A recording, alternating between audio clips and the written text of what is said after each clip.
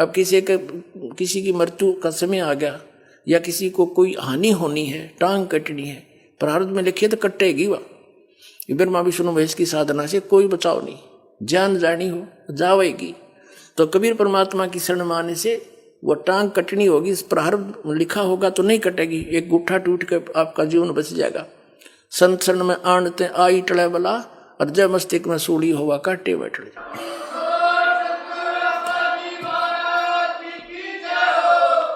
अब आपको दिखाते हैं परमात्मा ने क्या कहा था।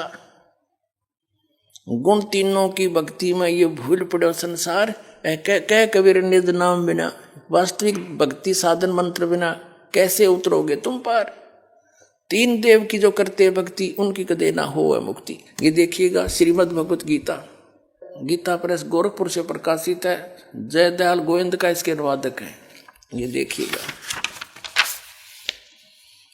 7वां अध्याय 7वां अध्याय, इसमें प्रथम मंत्र हम पढ़ते, इसमें क्या बताया है 7वें अध्याय का गीता जी में कि हे पार्थ, अनन्य प्रेम से मुझ में आसक्तित तथा अनन्य भाव से मेरे प्राण होकर योग में लगा हुआ, योग माने साधना में, जिस प्रकार से संपूर्ण समग्रम यानी संपूर्ण तय संपूर्ण रूप से, इसका अर्थ है समग्रम माने संपूर्ण पूर्ण रूप से मुझको संशय रहित जानेगा, उसको सुन, वो ज्ञान बताता हूं। अध्याय नंबर 7 के श्लोक नंबर 2 में क्या बताया है कि मैं तेरे लिए इस विज्ञान सहित तत्व ज्ञान को पूर्णतः कहूंगा, जिसको जानकर संसार में फिर कुछ भी जानने योग्य शेष नहीं रह जाता। अब क्या कह रहा है कि ऐसा ज्ञान बता दूंगा, इसको सुनने के बाद फिर कुछ भी जानना शेष नहीं रहेगा। अब हम इसके 12वें श्लोक पर आते हैं, अध्याय नंबर 7 का और श्लोक नंबर ये 12।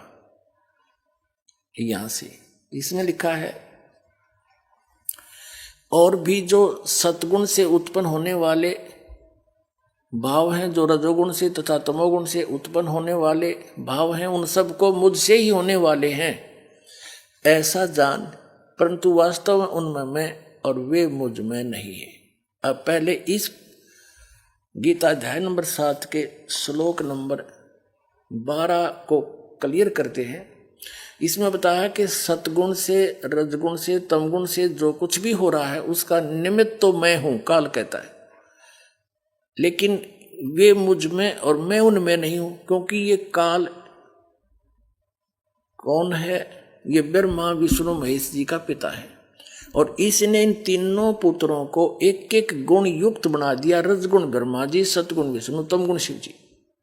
इनके द्वारा क्या हो रहा है? रजगुण ब्रह्मा जी के अंदर से निकल रही वो तरंगे हमें प्रभावित करती हैं, जिस कारण से हम संतान उत्पत्ति के लिए विवश हो जाते हैं। सभी प्राणी संतान उत्पत्ति करते हैं काम वासना से प्रभावित होकर के, और फिर यहाँ के सुख सुविधा के लिए ठाठ पाठ की बकवादों को उसी के दबाव में हम सब खोज रहे। ये उससे हो रहा है। फिर सची थी यानी मोह ममता एक दूसरे में, ये सतोगुण भगवान श्री विष्णु जी के शरीर से निकल रही उन तरंगों के कारण हमारे ऊपर अफेक्ट है ये, जिससे हम एक दूसरे ममता है, भाई का बाण, भाई का प्रेम, माता पिता में लगाओ, बच्चों के अंदर संपत्ति में मोह है, ये हटाया नहीं हट सकता, चाहे कितने सिर पर टिकले इंसान, इतने विवश हैं हम यहाँ पर। और फिर तीसरा तमोगुण भगवान शंकर का अपने पता ही है, संहार करता है। कहते हैं इन तीनों से जो कुछ भी हो रहा है इसका मुख्य कारण तो मैं ही हूं, निमित्त तो मैं ही हूं, लेकिन ये मुझ में नहीं, मैं इनमें नहीं, क्योंकि इनसे अलग रहता है, इनसे गुप्त रहता है अलग से।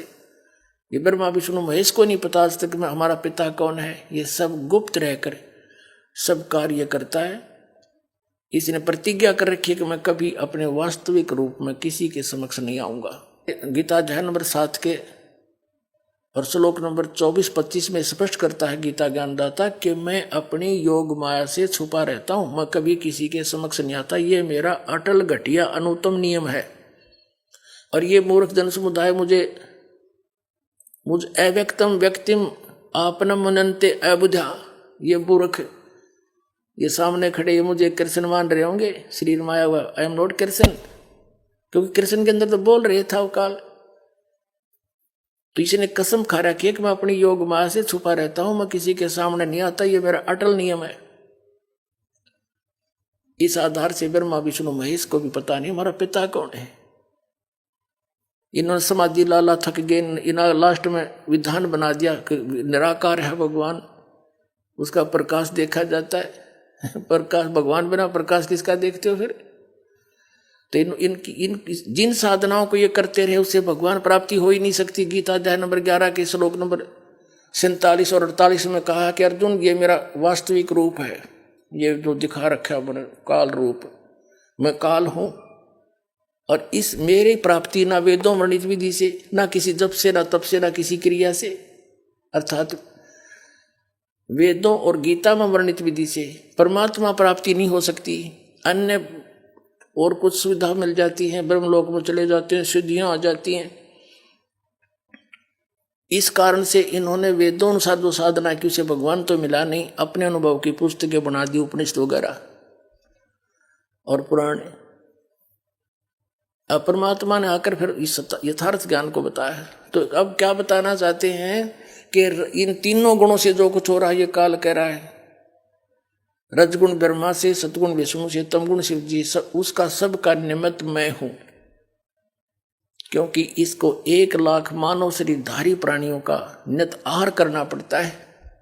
इसको श्राप लगा हुआ, इसने गलती की थी, जिस कारण से ये अपने तीनों पुत्रों से आप जी को अपना एक आहार फसल के रूप में रखे हुए है। जैसे कसाई बकरे पालता है, उन बकरों को सब सुविधा नजर आती है उस कसाई की तरफ से उपलब्ध। वहाँ चारा भी होता है, उनके लिए जल भी होता है, शेड भी डाल रखा होता है, झोंपड़ी गर्मी सर्दी से बचाने के लिए, चारों तरफ बाड़ भी लगा रखी होती है हिंसक पशुओं से बचाने के लिए। तो बकरे ये समझ बैठते हैं कि ये बड़ा दयालु भगवान है, हमारा मालिक है। लेकिन उन भोलों को ये नहीं पता सामने निकाल ले जाता 10-5, किसी का बेटा मरो चाहे बेटी, बाप मरो चाहे माँ, वो नहीं देखता। तो उस समय कहाँ जाती है इसकी दयालुता? तो यहाँ की सुविधाएं देखकर, यहाँ पर काजू किस्मत सेब संतरे सुंदर आहार देखकर, कणक देखकर, गेहूँ बाजरा ज्वार और ये सब गर्मी सर्दी की मौसम झरने झरने देखकर हम ये सोचे हैं भगवान बड़ा दयालु, हमारे लिए कितनी व्यवस्था कर रखी है। और जब दयालुता कहाँ जाती है, पूरा परिवार का परिवार एक्सीडेंट में मारे जाते हैं। तो कबीर परमात्मा ने बताया कि तुम जिसको भगवान मानकर पूज रहे हो, जिसके लोक में रह रहे हो, ये काल है, कसाई है। ये काल कसाई हसत है सर्वलोक को खाए, और अंकुश निर्गुण राम नाम का सतगुर दर पकड़ा जा। परमात्मा के चरणों में आने के बाद इसका प्रभाव निष्क्रिय हो जाता है, यहाँ दास के माध्यम से।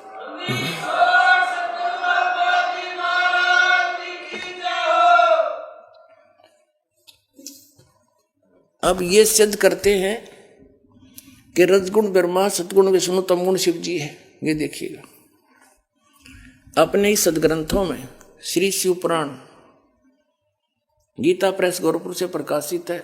इसके संपादक कौन है?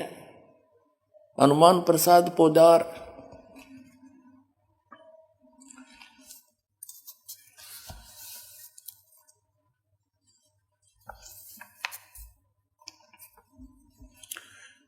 ये संक्षिप्त शिवपुराण रुद्र संहिता और संक्षिप्त शिवपुराण 110 पृष्ठ पर हम पढ़ रहे हैं। गीता प्रेस गोरखपुर से प्रकाशित मोटा टाइप। इस प्रकार ब्रह्मा, विष्णु और रुद्र इन 3 देवताओं में गुण हैं, यानी रजगुण ब्रह्मा, सतगुण विष्णु, तमगुण शिव। परंतु शिव गुणातीत माने गए हैं। वो शिव कौन है? ये इनका पिता है। ये वास्तविक रूप में नहीं आता, किसी कभी ब्रह्मा के रूप में आ जाता, कहीं विष्णु के रूप में। शिव पुराण में ये शिव के रूप में आया, जिस कारण से इसकी महिमा अलग से बनाई। अब इस कंसेप्ट को और क्लियर करते हैं कि इनसे अलग है उनका पिता। एक बार श्री ब्रह्मा जी और श्री विष्णु जी का आपस में झगड़ा हो गया, युद्ध हो गया। किस बात पे? ब्रह्मा जी कहता मैं तेरा पिता, विष्णु जी कहता मैं तेरा बाप। लट्ठम लट्ठा युद्ध हो गया शुरू। तो इस काल ने, इनके पिता ने, जो कहता मैं इनसे अलग रहता हूं, ये गुप्त रहता है, इसने ऊपर से एक स्तंभ छोड़ दिया, पिलर, लिंग पिलर का सफेद, इनके दोनों के बीच में खड़ा कर दिया एकदम, और बहुत लंबा चौड़ा, ऊपर तक लंबाई बहुत ज्यादा उसकी। इन्हें युद्ध बंद कर दिया, उसका और छोर खोजने में लग गए। फिर ये स्वयं आ गया अपने पुत्र शिव का रूप धारण करके, शिव रूप में। फिर इनको ज्ञान देने लगा। तो क्या बताता देखिएगा, ये शिव पुराण विद्वेश्वर संहिता, विद्वेश्वर संहिता और संक्षिप्त शिव पुराण 24 पृष्ठ पर। ये देखिएगा इनका बीच में जो सतम खड़ा किया उसने, ये चित्र बना रखा है ब्रह्मा और विष्णु जी के बीच। फिर इनके बाद ये आ गया, प्रकट हो गया, इनसे बातें करने लगा। यहाँ पर 25 पृष्ठ पे ब्रह्मा और विष्णु ने पूछा, प्रभु सृष्टि आदि 5 कर्तों के लक्षण क्या है, यह हम दोनों को बताइए। भगवान शिव बोले, युग काल आ गया शिव रूप में, अपने पुत्र के रूप में। मेरे कर्तव्यों को समझना अत्यंत गहन है, तथापि मैं कृपा पूर्वक तुम्हें उनके विषय में बता रहा हूं। यहां देखना अब 26 पृष्ठ पे ये क्या कहता है, पुत्रों तुम दोनों ने तपस्या करके प्रसन्न हुए मुझ परमेश्वर से सृष्टि तथा सतिथि नामक 2 कृत प्राप्त किए। ये तो दोनों हो गए ब्रह्मा और विष्णु। फिर ये दोनों तुम्हें बहुत प्रिय हैं। इसी प्रकार मेरी विभूति स्वरूप रुद्र और महेश्वर ने, ये ने है मैंने, 2 अन्य उत्तम कर संहार और तिरोभाव मुझसे प्राप्त किए। अब से 2 क्या, 2 थे ब्रह्मा विष्णु और 2 ये शंकर रुद्र और महेश्वर, 5वां यू बोलनिया जो शिव पुराण बोल रहा है। तो इससे क्या हो गया कि ये इनसे अलग है। ब्रह्मा विष्णु महेश ये तीनों देवताओं में गुण है, ये इनसे न्यारा है। हो गया शिव पुराण से सिद्ध। ये 5वां अलग से है इनका पिता। चौथा ये रुद्र, तो 11 रुद्र अलग हैं, वो भी इसी की देन है, लेकिन वास्तव में 3 ही हैं ये, रजगुण ब्रह्मा, सतगुण विष्णु, तमगुण शिव। ये देखो हमारे सदग्रंथों में प्रमाण। मार्कंडेय पुराण गीता प्रेस गोरखपुर से प्रकाशित है। ये गीता प्रेस गोरखपुर से प्रकाशित है और ये यहां से प्रकाशित है। इसके 123 पृष्ठ पर ले चलते हैं आपको। 122 से प्रारंभ करते हैं। यहां पर मार्कंडेय जी ज्ञान बता रहे हैं। मार्कंडेय जी बोले, मुने, यहां तक हम इसके सामने लेते हैं, यहां पर आते अपने मतलब की बात लेते हैं। रजोगुण प्रधान ब्रह्मा, तमोगुण प्रधान रुद्र और सतगुण प्रधान विश्वपालक विष्णु हैं। यही 3 देवता हैं और यही 3 गुण हैं। इति सिद्धम, रजगुण ब्रह्मा है, सतगुण विष्णु, तमगुण शिव जी। और क्लियर कर पुण्यात्माओं, ये ऐसा जटिल बना रखा है अध्यात्म ज्ञान, 9 मन सूत उलझा दिया इन अज्ञानियों ने काल से प्रेरित होकर। कबीर साहब कहते हैं, एक शेर सूत कच्चा धागा जो चरखे पर काटा करते, कबीर साहब उसको सुलझा सुलझा कर कपड़ा बना करते थे। और किसी जुल्हे का एक, किसी भी बालक ने गलती से कोई छेड़छाड़ दिया, वो सूत उलझ जाता उसका धागा, तो सारा दिन लग जाता था उसको सुलझाने में। बेचारे को एक शेर सूत को, 1 किलो को अगर टूट गया तो गांठ लगे, गांठ लगी तक जिसका कपड़ा बुनना है वो ले को नहीं, पैसे दे नहीं, सारा व्यर्थ गया। धीरे धीरे सुलझा सुलझा, गांठ भी नहीं पड़े, टूटे भी नहीं और सुलझ भी जाए। तो कबीर साहब कहते हैं उसमें कितना मेहनत और परिश्रम, कितना समय लगता है। इन्होंने, इन अज्ञानियों ने काल प्रेरणा से, नकली संतों, महंतों, आचार्यों और शंकराचार्यों ने, गुरुओं ने अध्यात्म ज्ञान को ऐसा उलझा दिया इस काल प्रेरणा से कि 9 मन सूत उलझिया, ऋषि रहे झकमार और सतगुरु ऐसा सुलझा दे उलझे ना दूजी बार।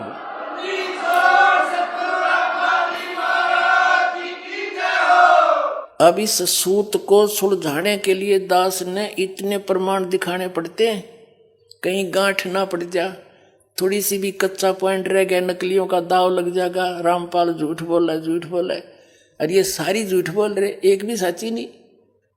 तो अब इनको ये कति कंडेम हो जाएंगे थोड़े दिन में, इनके पास स्थान नहीं रहेगा लोकने छिपने को।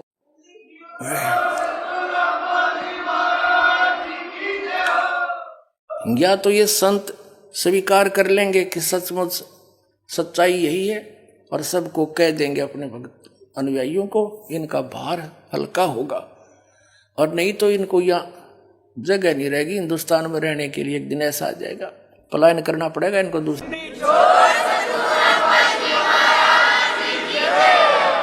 तो इस 9 मन सूत सुलझाने के लिए इतने 1 बिंदु को क्लियर करने के लिए ढेर सारे प्रमाण देकर के फिर आगे बढ़ना पड़ता है। और तभी आज दास सफल हुआ, कबीर परमात्मा की रजा से उसके बच्चों को ज्ञान पहुंचाया। बुद्धिमान समाज सारे प्रमाण देखकर दांतों तले उंगली दबा रहे हैं, हे भगवान कहाँ छुपा था ये अनमोल ज्ञान। और रो रहे हैं गए और समय गए हुए समय को। यहाँ आते हैं भक्त, एक बूढ़ा सा व्यक्ति 60-65 साल का, और खड़ा खड़ा रो रहा, जो दर्शन कर रहा था। नो ऐसा उसका नो दिल कर रहा था जैसे सीने से लगा लूं, और कह रहा था 10-12 वर्ष मुझे क्यों छोड़ दिया अकेला। वो फंसा हुआ था जय गुरुदेव के। नो रोवे मुझे क्यों त्याग दिया था, मुझे क्यों छोड़ दिया, मेरे से क्या गलती बन गई, आज मिले मुझे सही ठिकाना। तो ऐसे रो रही पुण्यात्मा, कोई 30 वर्ष से कोई 20 वर्ष बर्बाद करके उनका क्यों करपेटा भरेगा, सारा जीवन खो दिया। लेकिन पुण्यात्मा घबराइयो ना, यह साधना ऐसी है, थोड़े दिन में रिकवर हो जाएगा सारा आपका पिछला सारा, चिंता मत करना।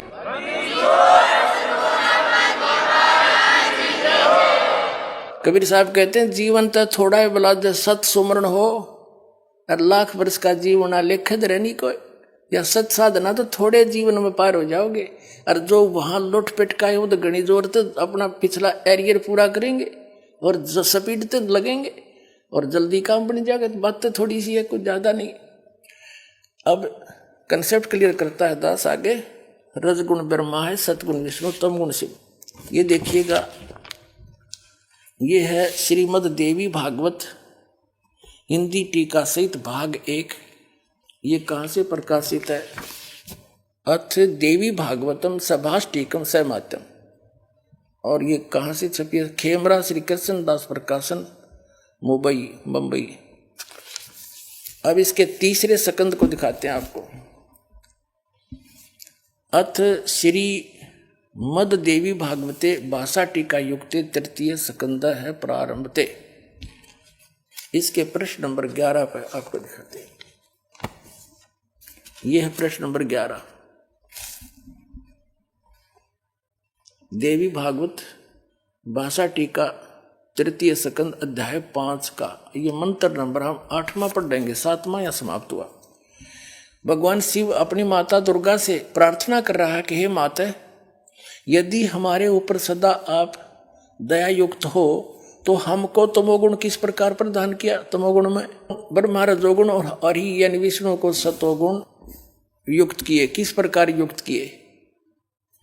अब इस संस्कृत से अच्छी तरह समझ में आओगे। हम संस्कृत भी पढ़ सकते हैं क्योंकि देवनागरी लिपि है। यदि दया धर्मना, वही 8वां अध्याय है, इसका अनुवाद ऊपर है। यदि दया धर्मना न सदाम्बिके कथम अहम विहित, क्यों बना दिया मैं को तो तमोगुण है। भगवान शंकर कह रहा है मुझे तमोगुण क्यों उत्पन्न कर दिया आपने।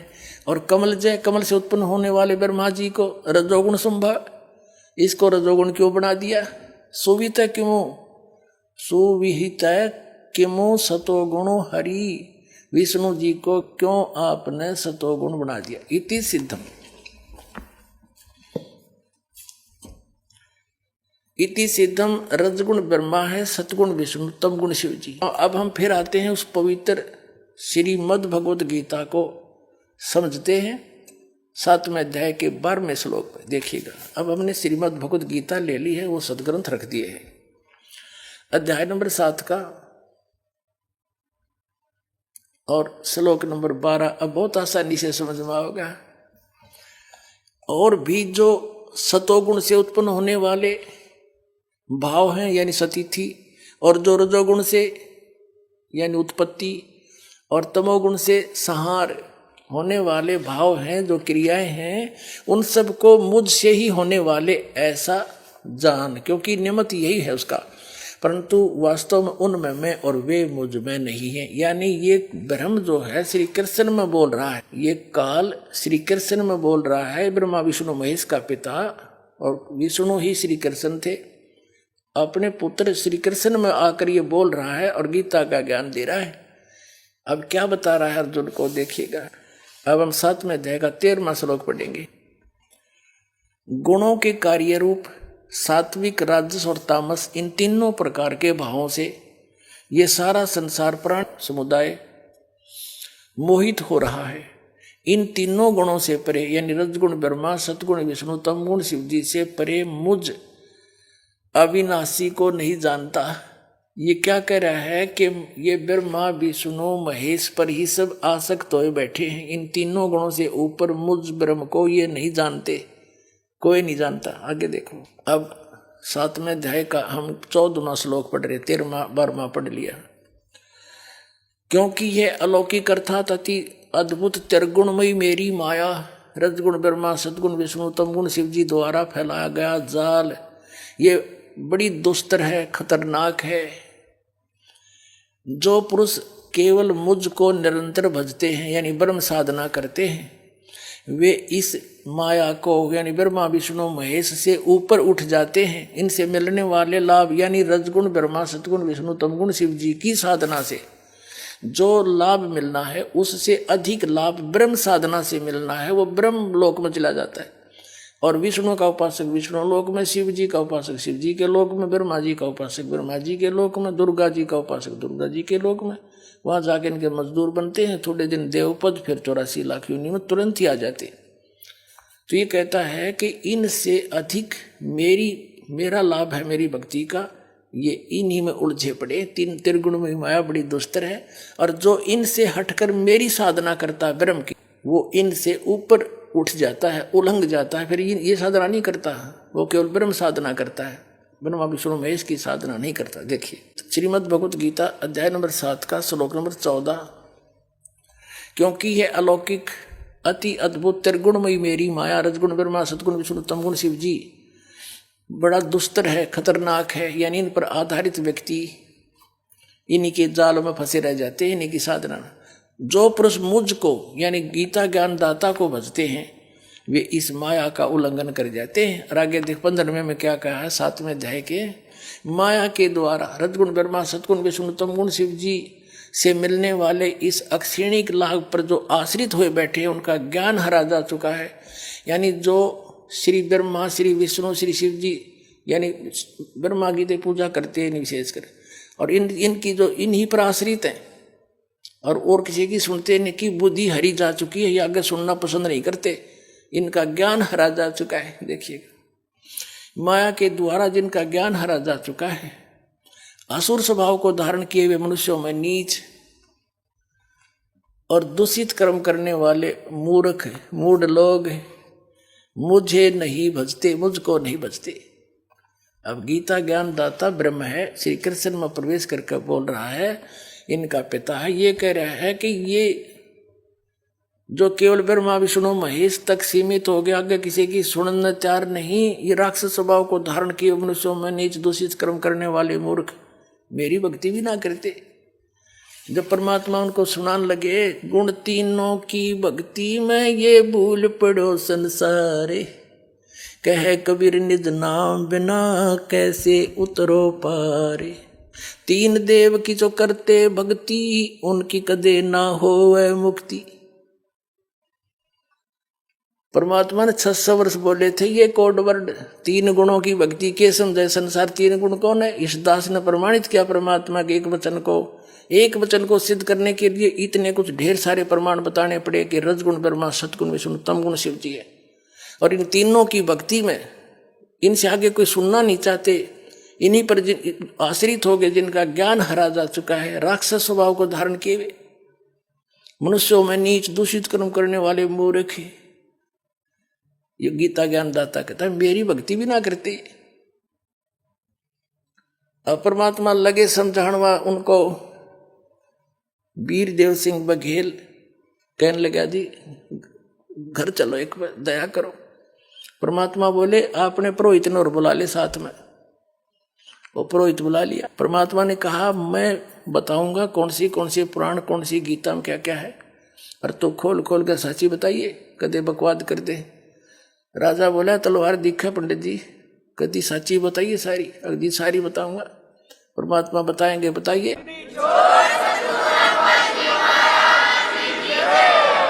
तो कबीर साहब बताते गए, पंडित जी कहलता गया, कति सारी जी जो कि जो कह रहे हैं महापुरुष सारी साची है। वीरदेव सिंह बघेल ने कहा कि हे भगवान, ये तीनों गुणों के उपासक, राक्षस स्वभाव को धारण किए मनुष्यों में नीच दूषित कर्म करने वाले मूर्ख, ये ऐसे किस आधार से कहा? कृपा कुछ समझाइए मुझ दास को।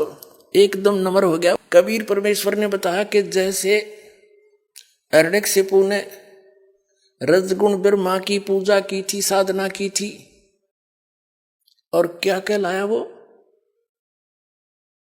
अपने पुत्र का शत्रु हो गया, राक्षस कहलाया, कुत्ते वाली मौत मारा गया। वीरदेव सिंह बघेल एकदम स्तब्ध रह गए कि बिल्कुल। कबीर साहब कहते हैं कि ब्राह्मण बाणा और कर्म कसाई, हिरणाकुश छाती तड़वाई। ब्राह्मण यानी भक्त होके, ब्राह्मण को आवे, वेदों को पढ़े, ज्ञान सुना और भक्ति करे। और कर्म कसाई जैसे ब्राह्मण बाणा कर्म कसाई, हिरणाकुश छाती तड़वाई, यानी हिरण्यकशिपु ने फिर छाती तोड़वाई, नरसिंह ने मारा, वो पटक के पाड़ के गिर दिया। तो ये राक्षस स्वभाव को धारण किए मनुष्यों में नीच है। बता, भगवान का विरोधी बन गया, विष्णु जी से विरोध, और ब्रह्मा की साधना कर बैठा, पर पाकर सिद्धि हल्दी की गांठ पंसारी बन गया, मैं भगवान हो गया। इसे बुद्धि भ्रष्ट और क्या होगा जी, जो कहता मैं भगवान हूं। तमोगुण शिव की भक्ति करी थी रावण ने, और ब्राह्मण होके के कर्म कर डाले। अपनी ही माता को, सीता को अपहरण कर लिया, पत्नी बनाने की चेष्टा करने लगा, और कुत्ते वाली मौत मरा। एक आप रोज पढ़ते हो, सुनते भी हो इन ब्राह्मणों से, परमात्मा कह रहे थे, एक भस्मासुर नाम का एक राक्षस था, तपस्वी था। राक्षस तब अच्छा बना, जब ये उसका पुजारी था, ये कर्म करेगा। उसने भगवान शिव के गेट के सामने ऊपर को पैर नीचे को सिर करके सिरासन पर 12 वर्ष तप किया। उससे पहले हजारों वर्ष कैलाश पर बैठकर तप कराया था पर्वत पर। वहां नहीं सुनाई हुई तो उसके बारे में आगे धरना दे दिया गेट के सामने शिव जी के। 12 वर्ष जब ऊपर को पैर नीचे को सिर किए हठ योग करता रहा। एक दिन पार्वती जी ने कहा, भगवान आप तो समर्थ हैं, आपका पुजारी क्या मांगता है, इसको दो फारिग करो। 12 वर्ष हो गए इसने यहाँ आपकी कितनी घोर तपस्या कर रहा है। अब शिव जी बोले, बोल भाई क्या मांगता है। अब भस्मासुर ने कहा, जी ऐसे नहीं, वचनबद्ध हो जाओ प्रभु, तब मांगो।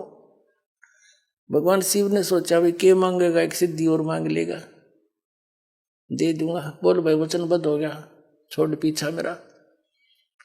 तो वचनबद्ध होते ही खड़ा हो गया और कहने लगा, जी ये भस्म कड़ा दे दो जो आपने पहन रखे है। उसमें क्या शक्ति थी कि उस भस्म कड़े को, कड़ा था वो जैसे पहन लेते हैं, और उसको जिसके भी सिर पर करकिनों के दे, सिर पर रख के भस्म वो जल जाता था, उसकी राख भी नहीं पाव थी, राख पाव थी। ये पता था उसको भस्मा गिरी को। ये गिरी, पुरी, नाथ, नागा, ओगड़, ये सारे शिवजी तमोगुण के उपासक हैं। तो भगवान शिव ने सोचा जंगल में रहता है, साधक है, अपने बचाव के लिए लेता होगा।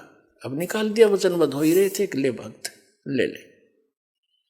अब जब उसके हाथ में आ गया ना भस्म कड़ा, तब वह त्योर बदल गया और हंसा एक दुष्ट की तरह, हा हा हा, ले शंकर हो ले होशियार, तुझे भस्म करूंगा और पार्वती को पत्नी बनाऊंगा। मैं इसी उद्देश्य से भक्ति कर रहा था।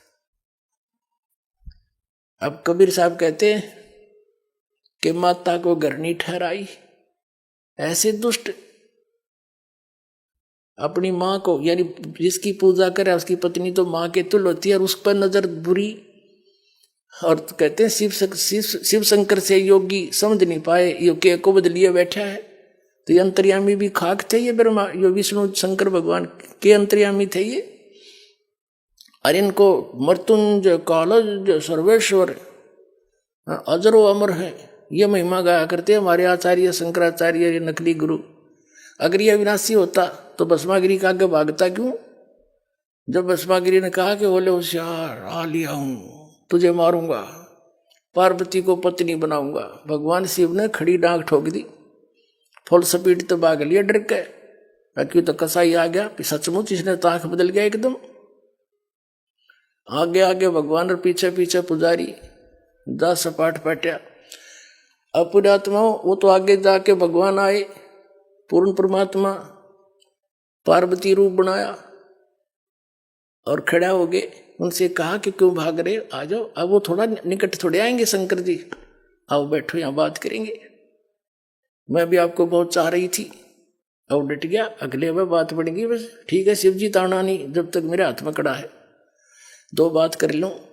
पार्वती रूप में भगवान बोले कुछ डांस करके दिखाओ कि मैं बात बने, यानी कुछ प्रसन्न हूं मैं तेरे से। अब भगवान वो भस्मागिरी कहने लगा मैं तपस्वी आदमी, मुझे डांस टूंस तो आता नहीं। पार्वती रूप में भगवान बोले ले मैं सिखाता हूँ तुझे, मैं सिखाती हूँ, इस हाथ को ऐसे कर, इस पैर आगे कर, ठू ठू ऐसे कर, ये हाथ और ऊपर कर और ऊपर कर। जो जिसमें वो ले रहा था ना बसम कड़ा, उसके सिर पा लिया ना, जब कह दिया बसम और रिमोट दबा दिया, वो भस्मागिरी की राख होगी, मर गया। फिर विष्णु रूप धारण किया उस परम पिता ने, इनके ये संकट में उस मालिक ने याद करे, और विष्णु रूप धारण करके शिव जी के पास गया कि डट जा भोलेनाथ, क्यों भाग रहे हो? शिव जी कहते हैं भाग ले विष्णु, आ जा जल्दी जल्दी। वो पीछे आने लग रहा है दुष्ट, मेरे से धोखे से उसने वचनबद्ध करके भस्म कड़ा ले लिया, मैंने आपत मोल ले ली। तब कहा विष्णु रूप में परमात्मा ने कि रुक जा, ये तेरा कड़ा ले, और मैंने वो भस्म कर दिया। सचमुच हाँ, चल तने उसकी राख दिखाऊं। जब उसकी ऐस देख ली ना, राख देख ली शंकर भगवान की, जब दिल की धड़कन ठीक हुई, इतना विनाशी बतावे, अजरो अमर थे, मृत्युंजय कालज्जय। अब पुण्यात्मा इससे दुष्ट और क्या होगा? अपनी माँ को तो पत्नी बनाने की चेष्टा करे और जिसकी पूजा करे उसका दुश्मन बन गया। राक्षस स्वभाव को धारण किए मनुष्यों में नीच दूषित कर्म करने वाले मूर्ख, ये कैटेगरी है इन लोगों की, 3 गुणों के उपासकों की। अब रह गए विष्णु जी के उपासक, सतगुण विष्णु के। एक बार जैसे परमात्मा कहते हैं पर भी लेन जात है दुनिया, हमरा ज्ञान किने नहीं सुनिया। एक बार हरिद्वार के अंदर हर की पैड़ियों पर ये कुंभ के मेले का संयोग हो गया इनके अनुसार, और वहां जब ये पर भी लगती है, कुछ समय निर्धारित होता है, 1.5 घंटे का, उस दौरान ही सब ने स्नान करना होता है। तो वो कहते हैं उस दौरान स्नान करके तो मुक्त है, मोक्ष हो जाएगा, कल्याण हो जाएगा, उनका बेड़ा पार हो जाएगा। तो उस समय ये सभी ये षटदर्शनी, जिनको षटदर्शनी भी कहते हैं, ये 6 प्रकार के गिरी पुरी नाथ सन्यासी औगुण नागा विष्णु, ये अपने अपने ग्रुप में वहाँ इकट्ठे हो जाते हैं और उस पर भी का इंतजार करते हैं, और फिर अपने मुखिया के पीछे पीछे वो सब चल पड़ते हैं। गिरी अलग से, पुरी अलग से, नागा अलग से और वैष्णु अलग से। उस निश्चित समय पर जो इन्होंने पर भी बता रखी थी, सबसे पहले नागा, ये तमोगुण शिव के उपासक, ये नंगे रहते हैं, औगढ़ बोला इनको। ये सबसे पहले हर की पैड़ी पर पहुंच गए, स्नान करने की पोजीशन में लाइन लगा कर खड़े हो गए। पीछे से आ गए सतोगुण विष्णु जी के उपासक वैष्णु। इन्होंने कहा भी नागाओ, पहले स्नान हम करेंगे, हम सर्वश्रेष्ठ है। नागा बोले नहीं, हम सर्वश्रेष्ठ है, हम त्यागी और वैरागी हैं, हम नहीं इच्छा करते, हम वस्त्र भी धारण नहीं करते, और हम सबसे पहले स्नान करेंगे, हम सर्वश्रेष्ठ हैं। तो विष्णु जी के उपासक कहने लगे तुम काहे के श्रेष्ठ हो? पशु की तरह नंगे फिरते हो, नहाना ना धोना, शर्ट फट, तुम टट्टी के हाथ भी ना धोते और अपने आप को श्रेष्ठ मानते हो। बाहर आओ, पहले हम स्नान करेंगे। अब इतनी बात सुन के तमोगुण उपासक कहाँ टिकने वाले थे, एकदम उल्टे मुड़ गए और पकड़ लिया उनके आपस में जटाएं और गुट्टुम गुट्टा, अगला नवाऊं तुमने पहले। अब नाना तो भूल गए, कत्लेआम कर दिया वहां पे, तलवार निकाल ले, छुरे मारे, तीर मारे, बुड़किया खावे, मुंह से काट काट कर खा रहे एक दूसरे को ये संत कमावे। 25,000 ये तमो तिरगुण उपासक वहां कटका मर गए, कत्लेआम कर दिया, गंगा का पानी लाल बना दिया इन्होंने। तो यहां परमात्मा कहते हैं सूक्ष्म वेद में कि तीर तुपक तलवार कटारी जम धड़ जोर बधावे हैं, और हर पैड़ी हर हेत नहीं जाना, वहां जा तेग चलावे और काटे शीस नहीं दल करुणा, ये जग में साध कहावे हैं, और जो जन इनके दर्शन न जावे उनको भी नरक पठावे हैं। अब क्या बताते हैं परमात्मा, हर की पैड़ी कमें, हर पैड़ी हर हेत ना जाना, और वहां जा तेग चलावे हैं, वहां तलवार चलाओ भगवान की छाती पे। एक तरफ तो हर की पैड़ी के और भगवान की छाती पे कत्लेआम कर दिया, और काटे शीस नहीं दल करुणा, इनमें दया नहीं इनके दिल में, इनको संत कहते हो तुम। काटे शीस नहीं दल करुणा, ये जग में साध को आवे हैं, और जो जन इनके दर्शन भी करने जावे उनको भी नरक पठावे। नरक कैसे पठावे? जैसे हमने देखे हमारे गांव में, आस पास के सभी गांव में इन नाथों के डेरे हुआ करते, और जितने भी ये नाथ थे सारे सुल्फा पाड़, सुल्फे पीवे, सारे ऐब करें ये हैं, बांग ये पीवे। अब गांव में दुखी व्यक्ति संत के पास भेजते हैं, जैसे कोई माई अपने बेटे ने भेज देती, बेटा साधु बपूछ का भैंस ने दूध ना दिया, हर ये जाते नहीं कहीं, बैठ जा बच्चा, ले मार सुट्टा एक भर के सुल्फे की, चले उसने दे दिला, सलगा इसने मैं कुछ जंतर मंतर करूं, यानी उसको आदि कर लेते हैं ताकि ये भी इसमें लीन हो जाए नशे में, और फिर घर से कुछ लावा चुरा चुरा के हमारा काम चले।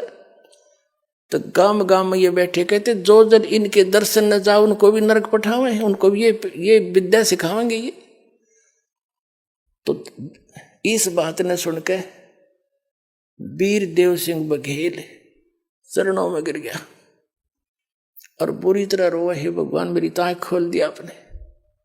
परमात्मा बोले भाई हम तो भटक रहे हैं तुम्हारे लिए, मैं रोवत हूँ सृष्टि को, सृष्टि रोए मोहे, और कहे कबीर हमारे इस वियोग को समझ नहीं सकता कोई। तुम तो भगवान भगवान करते फिरते हो, मुझे भगवान मिले, सुख मिले, मोक्ष हो, और मैं कह रहा हूँ मैं हूँ परमात्मा, मैं सबका दुख दूर कर दूंगा, तुम्हें मोक्ष दूंगा, यहाँ भी सुखी करूंगा, तुम्हारे पाप नाश कर दूंगा।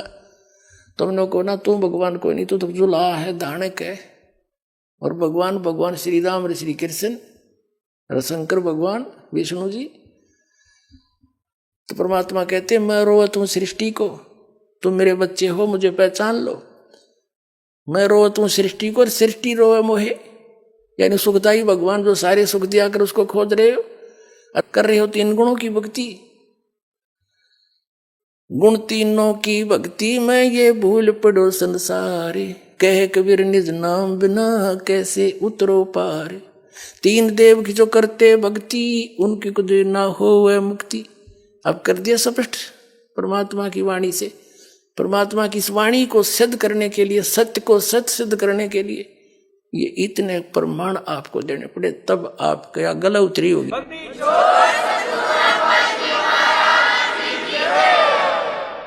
अब वीरदेव सिंह बघेल चरणों में गिर गया और कहा भगवान दास को शरण में ले लो। ये पिछले संस्कारी हंस होते थे, कितनी पोस्ट पर हो और कितने ही बुराई करता हो, परमात्मा की ज्ञान सुनते ही समर्पित हो जाता है। पिछले ही जब तब से होते हैं पूर्ण हंस मुराद। और परमात्मा ने कहा ठीक है बेटा, नाम दूंगा आपको। परमात्मा 3 सतिथि में नाम दिया करते थे, 3 बार में। प्रथम बार में ये 5 नाम देते थे, जो दास आपको प्रथम बार देता है। अब ये 7 देने हैं। उस समय केवल 5 ही का आदेश था सबको। कौन से मंत्र? ये रंकार ओंकार सतनाम, ये नहीं, ये और मंत्र है जो आपको प्रथम बार दिए जाते हैं। प्रथम मंत्र दिया, वीर सिंह ने नाम लिया, पत्नी ने नहीं लिया, उसकी रानी ने नहीं लिया। ठीक है, कोई बात नहीं। प्रथम मंत्र पुण्यात्मा इसलिए दिया जाता है कि आप जी की श्रद्धा देखी जाती है और इससे कुछ आप सच्चे दिल से भक्ति करोगे, आपके संसारिक सुख होने शुरू हो जाएंगे। ये इतना गजब का मंत्र है, अनमोल मंत्र है। और दुख आपके निवारण होने लगे तो आपके नोचेगी भगवान सचमुच यही है। अब वीरदेव सिंह बघेल का कोई दुखता था को नहीं, राजा था है और खूब ठाठ थे, कभी मंत्र करा कभी ना करा, शुरू में तो ऐसे बने है ये बात। अब परमात्मा ने कहा फिर दूसरी बार आऊंगा तब तो बेटा तेरी भक्ति देखकर तुझे सतनाम दूंगा 2 अक्षर का। अब वीर सिंह बघेल ने सोची ठीक है दे देंगे गुरुजी जब देंगे, क्योंकि उसने कोई लगन नहीं थी। शुरुआत में ऐसा ही होता सबके साथ। अब परमात्मा गए, महीने 2 महीने 4 महीने 6 महीने के बाद फिर दोबारा उसके पास। राजा ने तैयारी कर रखी, कहाँ शिकार खेलने जाने की, सब तैयारी करके कति तैयार बैठे थे, घोड़े गाड़े तैयार कर रखे, सब सेना तैयार थी। जंगल में जाकर शिकार करते हैं राजा लोग, हिरण मारते हैं ऐसे, यानी ये बकवाद और कराता काल इनके पाप बढ़ाने के लिए। कबीर साहब पहुंच गए, आओ महाराज गुरुजी आगे बैठो बैठो, आसन दिया तो बैठ गए। परमात्मा ने देखा ये की तैयारी पकड़ रहे हैं भाई, तो बताया क्या कि जी हम शिकार खेलने जा रहे हैं, गुरुजी आप भी चलो, आप भी वहां घूम आना। परमात्मा बोले ना भाई ऐसी गलती क्या करें हैं, शिकार खेलने जाया करके जीवन ऐसा करते हैं। बोला ना जी ये तो शौक है, हमारी हॉबी है, आप भी चलो। परमात्मा ने सोचा बताए के कर समझाओ इनको। कबीर साहब कहने लगे भाई देखो मैं चल पड़ूंगा, लेकिन तुम्हें कोई मर्ग मिलेगा नहीं, कोई प्राणी नहीं मार सकोगे तुम। नो बोला जी, वीर सिंह कहता नहीं जी वो तो बहुत मर्ग फिरते हैं, बहुत हिरण घूमते रहते हैं और ऐसी कोई बात नहीं। परमात्मा बोले चलते, मालिक भी बैठा लिए घोड़े पे, चले गए। वहां पड़ाव ला लिया उन्होंने। अब शिकार खेलने के लिए चल पड़े। कबीर साहब को भी बैठा रखा घोड़े पे, कबीर साहब जाना था उनके साथ साथ, और उनका पड़ाव अलग था। वहां रहे कुछ सैनिक छोड़ रखे थे, 10-20 लांगरी लुंगरी रोटी राटी बना लो, हमको करके आते हैं शहर से पट्टा। तो 12 बज गए दिन के, सुबह निकले थे 6 बजे, थोड़ा बहुत नाश्ता करके। रात के दिन के 12 बज गए, 1 बज गया, कोई मर्ग दिखाई नहीं दिया हिरण। अब वो और गहरे चले गए, दूर दूर देखो कहाँ मिलेगा। राजा शिकार खेलने जावे और यानी शिकार नहीं करे तो अपनी वो इंसल्ट मानता है। तब तो परमात्मा ने क्या करा, एक हिरण बनाया अपनी शक्ति से, भेजा और वो हिरण दिखाई दिया, चारों तरफ सैनिक राजा साथ में। तो उस नरेश ने कहा अपने सैनिकों से कि इतनी देर में एक मृग दिखाई दिया है और ये जिसके पास से चला गया उससे ले लूंगा, उसकी खैर नहीं है, ये जाना नहीं चाहिए। अब परमात्मा ने क्या दया बख्शी, वो मृग कूदता कभी इधर राजा के घोड़े के नीचे निकल गया।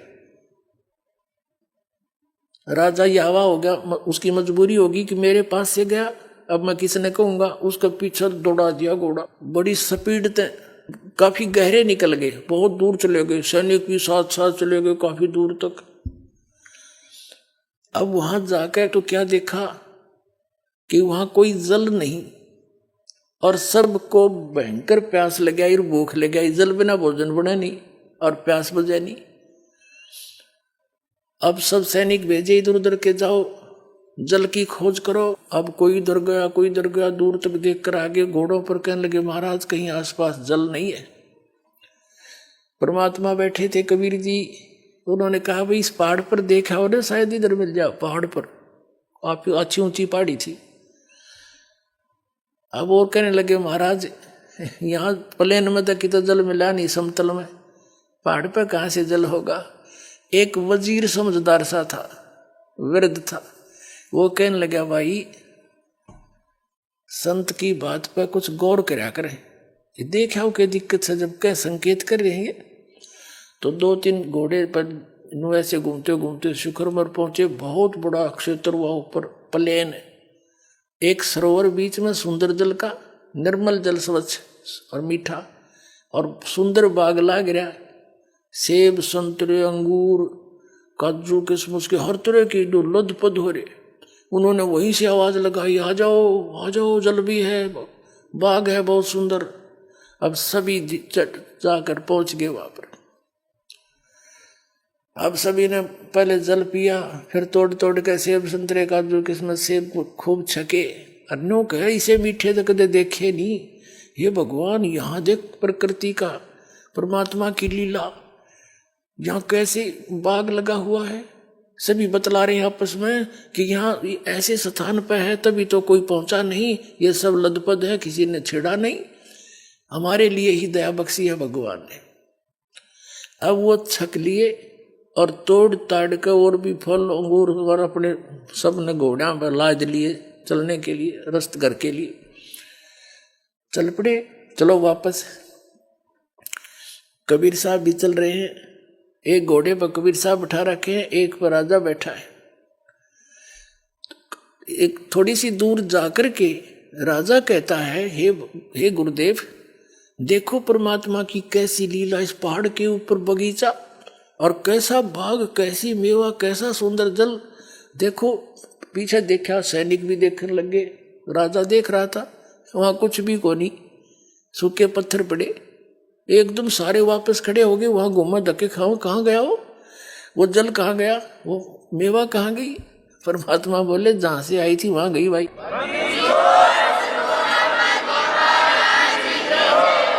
जी कहां से आई थी? के सतलोक से आई थी, जहां आपको दास ले जाना चाहता है। परमात्मा कहते थे जहां की मैं भक्ति बताता हूं वहां ऐसे मेवे, ऐसे बाग, ऐसे सरोवर भरे, अमृत ये जल था है वहां पर। अब वो सारे वापस आ गए। जब गणी सी ध्यान मना आती शुरू में ये बातें, और लीला नारी देखी, घर आकर राजा ने अपनी पत्नी से बताया, हो वास्तव मर गए होते हम, तरफ तरफ कर मरते सारे। और सतगुरु ने ऐसी दया बख्शी अपनी लीला से, वहां बाग लगा दिए, फल छिक के ला रही, वो तोड़ के ला रहे, वहां रख दिए बोरे के बोरे ठाठा का, ये थे वहां पर। हर बुड़ कर देखा वहां कुछ नहीं पाया। ऐसे ऐसे हमारे भगवान, अब गुरु जी ऐसे शक्तिशाली है, ऐसे चमत्कारी है। रानी ने भी नाम ले लिया, उसको फिर थोड़ी सी दृढ़ता हुई। परमात्मा बोला अब प्रथम नाम ले तू, अब तेरी थोड़ी बहुत बुद्धि लगेगी भक्ति में, अभी तू तो बकवाद कर रहा था, तेरा नाम खंडित है। अब दोबारा नए सिरे प्रथम मंत्र दिया। कुछ दिनों के बाद फिर उसकी श्रद्धा आजम बन गई, फिर दूसरा मंत्र सतनाम दिया। फिर कुछ दिन के बाद भक्ति बढ़ने से अंतःकरण के मैल हट जाते हैं, फिर जिज्ञासा बढ़ जाती है, चाह बढ़ती है भगवान की। सतनाम से प्रबल इच्छा होती है कि भगवान आप सार नाम भी को थे, सार नाम दूंगा। परमात्मा बोले भाई योग्य हो जाएगा जब मिलेगा, यो इतनी जल्दी ना दूं। जब भी गुरुदेव आते हैं उनसे मिलते, प्रभु दया करियो, सार नाम दियो, योग्य हो गया होता आपका दास, सार नाम देना। कबीर साहब कहने लगे, एक दिन चले गए परमात्मा और कहने लगे भाई आज तुझे सार नाम दूंगा। कि अच्छा महाराज बड़ी दया हुई, ओह तो मेरे भाग खुल गए। परमात्मा कबीर जी ने कहा कि इस सार नाम देते समय मुझे एक 7 हाथ का 20-21 फुट लंबा एक कपड़ा चाहिएगा स्वच्छ, एक धोती सफेद कति निर्मल अनयूज्ड। कबीर साहब और वीर सिंह राजा था, कहने लगे जी थान के थान मंगा दूंगा। परमात्मा कबीर जी बोले नहीं,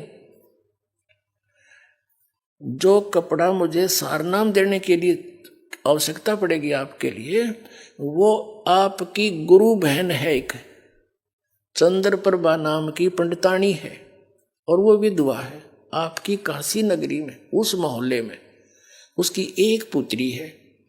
और उसने वह साड़ी अपने ही बगीचे में, वह धोती अपने ही आंगन में कपास का पौधा बोया बाड़ी है, और गंगा का जल मटके में भर भर कर लाकर वह बाड़ी के पौधे सींचे हैं भाई। और उससे जब वह बाड़ी खिली, कपास खिली, निर्मा, तो उससे चुग के आप पे कात्या, आप पे लोड्या और आप पे सूत बना के अपने हाथ से खड्डी से नहा धो के सोच वो कपड़ा एक धोती तैयार कर रखी है, वह धोती लिया तू,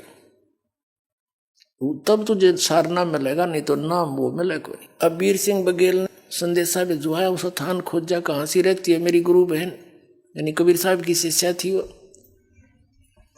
अब वहाँ पता लगा, सैनिकों ने आके बता दिया ऐसे ऐसे वो बहन वहाँ पर रहती है, हमने पता कर लिया उनके घर का।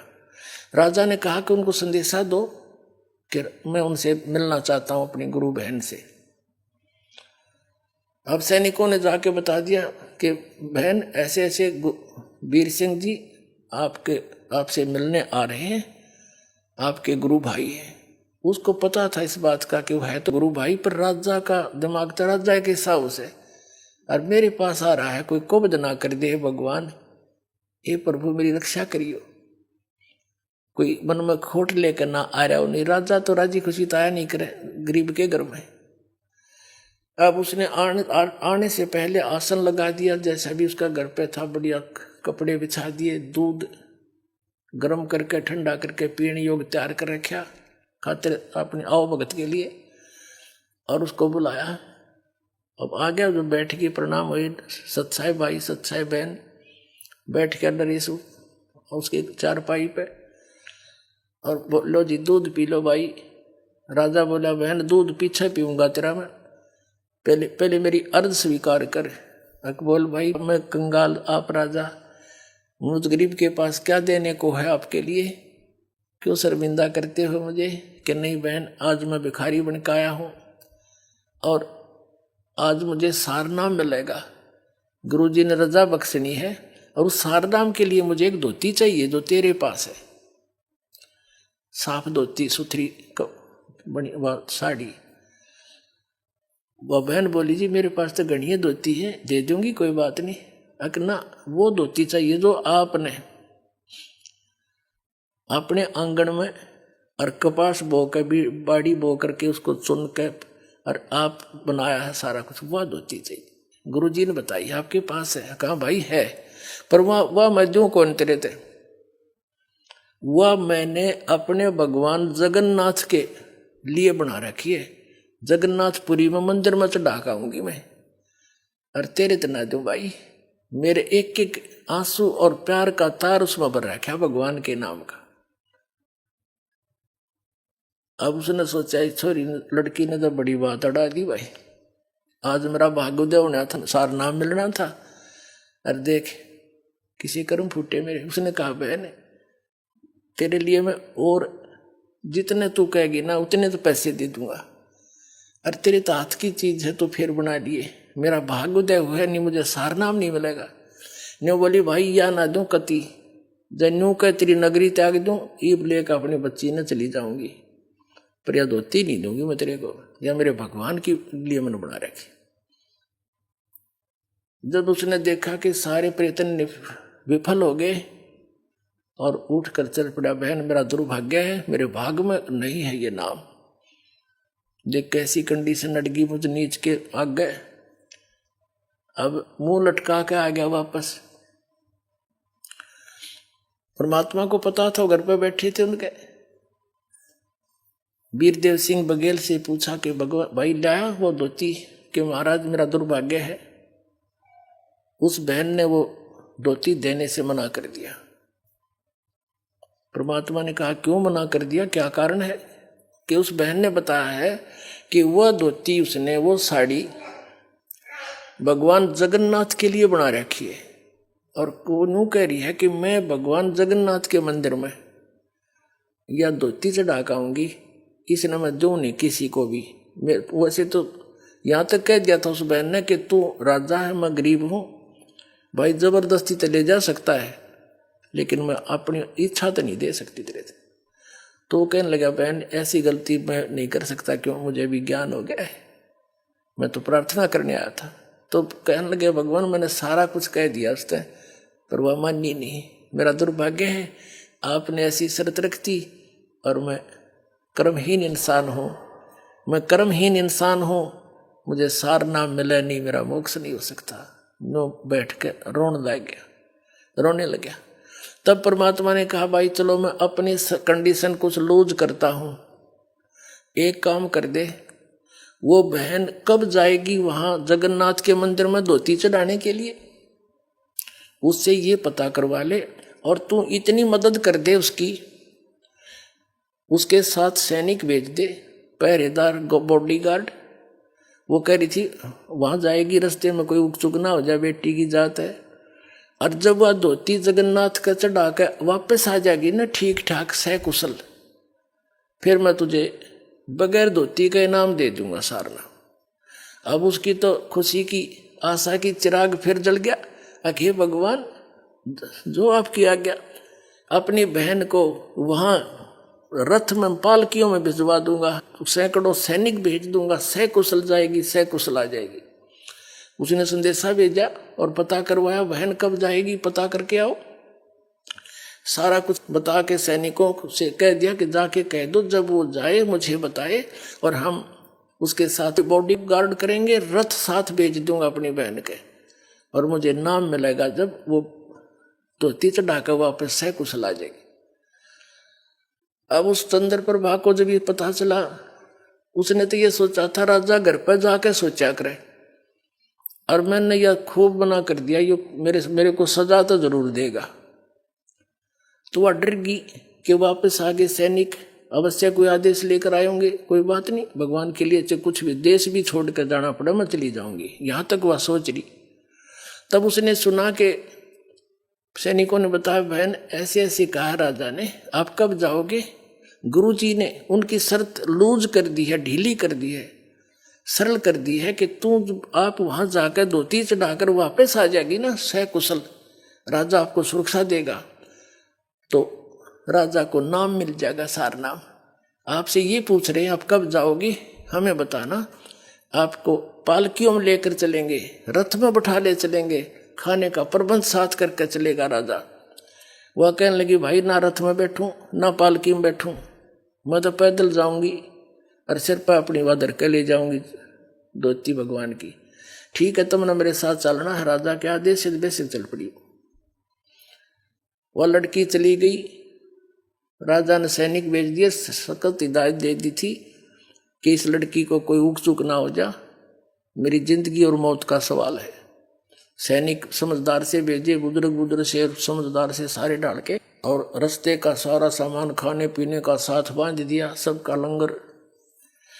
अब जब वो बहन पहुंची जगन्नाथपुरी में, भगवान जगन्नाथ यानी श्री विष्णु जी के चरणों में वह धोती समर्पित करने के लिए नहा धो के धोती रख के सिर पे आदर से, और पहुंच गई उस जगन्नाथ के मूर्ति के सामने, और साथ में सैनिक कदे कोई उत्सुक हो जाए न तो कर सख्त हिदायत थी। अब उस लड़की ने वह आदर से धोती उतार के एक थाली में रखी हुई थी, और जगन्नाथ की मूर्ति के चरणों में रखकर कहा कि हे भगवान इस दासी की तुच्छ भेंट स्वीकार करिए, आपके लिए एक भेंट लाई हूं। वो धोती वहां से उठी उस थाली में थे और बाहर आंगन में आकर पड़ गई। आकाशवाणी हुई कि मूर्ख, जगन्नाथ बैठा काशी में और तू धक्के खान आई यहां पर इस मंदिर में।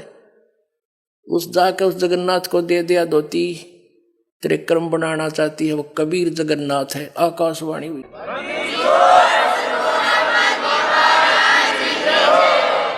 वो है जगत का स्वामी, कुल का मालिक है, और उसने छोड़ के तुम्हारी यहाँ आई इस पत्थर पर माथा टेकन, ले जा इसको, मुझे स्वीकार्य नहीं है। अब वो तो वहीं से लगी थी रोने, उठाकर धोती फिर सिर पर रख ली, वहीं से लगी थी रोने, हे भगवान मैं किसी नीच हूं। अब परमात्मा ने एक तीर से दो शिकार करे। हम इसे अनजान थे उस समय, हम कबीर साहब को तो गुरु और संत मान्या करते, और जगन्नाथ को भगवान श्री विष्णु जी को गुरु कबीर साहब और भगवान हो जगन्नाथ। अरे छुट्टे बाग मारे। और राजा वीर सिंह के अंदर भी इतनी श्रद्धा ना थी, वो ठीक सा भगत था, पिछले संस्कार अच्छे थे, और जब उसको भी सार नाम के योग्य बनाना था मालिक ने, क्यों जब तक कहते हैं गुरु मानुष कर जानते ते नर कहिए अंध, वो दुखी संसार में आ गए यम के फंद। राजा भी कबीर साहब को तो एक संत मानने था, विष्णु जी और इनको ही भगवान मान रहा था, निराकार को, क्योंकि हम भगवान, कबीर साहब ज्ञान देते रहे, सारा कुछ करते रहे, चमत्कार भी दिखाते रहे जो भगवान किया करता है, लेकिन हमारी बुद्धि उस रंग से हटी नहीं, क्योंकि हम शिक्षित नहीं थे। अब वो लड़की वापस आई, पहले गई कबीर साहब की कुटिया में, वहां से पता चला कि उस दिन भी परमात्मा 10-15 दिन के बाद फिर उसके वीर सिंह के उसमें दरबार में बैठे थे घर पे। पता था मालिक को कि आज आवेगी, वह धक्के खान गई थी। वहां से पता चला कि कबीर साहब तो वीर सिंह के घर गए हैं परमात्मा जी। वह लड़की वहीं पहुंची रोती हुई, इतनी बुरी तरह रो, कपड़े भीज रहे आंसुओं से, और वह धोती धर के चरणों में कबीर परमात्मा के इसी बुरी तरह रोए, मुंह तो जुबान नहीं निकला उसके, बोला नहीं जा, कंठ रुंध गया। अब वीर सिंह ने चिंता होगी कि इस लड़की को किसी ने कुछ कह दिया, और ये सैनिक साथ मरे थे, इन्हें क्यों नहीं ध्यान रखा, मेरी तो इज्जत का नाश कर दिया, मुझे सारा नाम नहीं मिले। उन सैनिकों को बुलाया एक साइड में, अरे कमियों की तो मर गए थे तुम, क्या हो गया इस बहन को?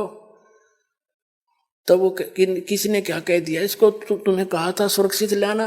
तब उन्होंने कहा महाराज किसी ने कुछ नहीं कहा, हम साथ थे वहां से यहाँ तक। उन्होंने सारी घटना बताई कि इसने जाकर के बहन ने धोती चढ़ाई मंदिर में, वह धोती वहां से उठी और बाहर पड़ी मैदान में आके आंगन में। आकाशवाणी हुई कि भगवान तक काशी में बैठा कबीर, वो है जगन्नाथ, उसको दिया धोतियां धक्के खाना आई तू इस मंदिर मत पत्थर में। यह दब से रोने लाग रही है, ये बैठे भगवान। फिर वीर सिंह भी चरणों में पड़ गया, रो बुरी तरह, भगवान मेरी चौंध टूट गई, आप तो मालिक हो, आप समर्थ हो। जब परमात्मा ने उन दोनों को नाम दिया, पहला नाम दिया, दोबारा सतनाम, कि अब शुरू करो, अब भक्ति के योग बनोगे। अब तो तुम ड्रामा कर रहे थे।